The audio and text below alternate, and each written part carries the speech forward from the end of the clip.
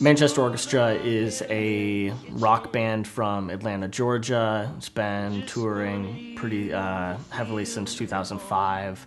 We're on our second LP now.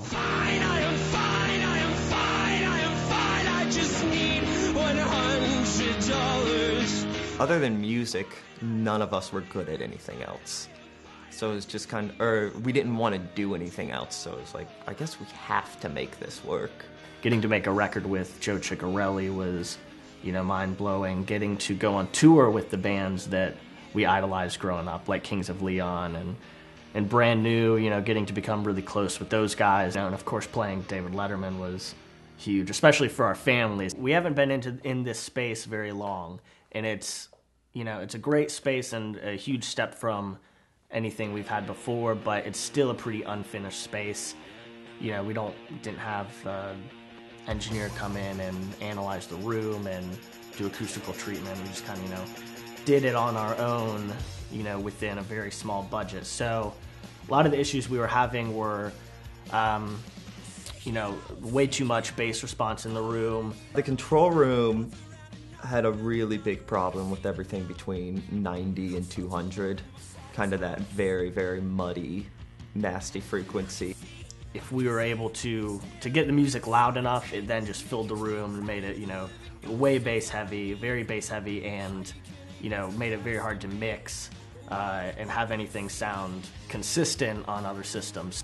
Initially, to try and fix those issues, we tried, just by using different acoustical treatments on the walls, trying to use sound diffusers, building baffles for the back of the walls, and it didn't really do too much to solve the big issues. You didn't have time to compensate for the fact that the room was like that, so you would bounce down these tracks, throw them in your car, and all of a sudden the bass is just taking over everything. So the Ergo system really was great for us because you're able to analyze the room and really more specifically take out the actual problem areas instead of blindly trying to treat the walls and treat the room and hope that it's going to fix the problem. So once it was kind of able to be leveled out, it allowed me to do a quicker mix, not have to do as many revisions, and it also it cleaned up the mix because it cleaned up the room.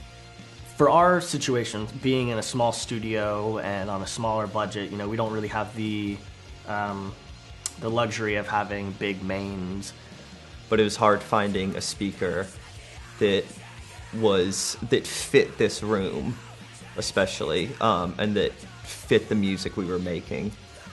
And when we got the KRKs, the VXT8s, it was able to represent the entire spectrum of the music we were making. It wasn't cutting out any of the guitars. We weren't having to boost the bass to get it to cut through or boost the kick to get it to cut through. But it wasn't hyped.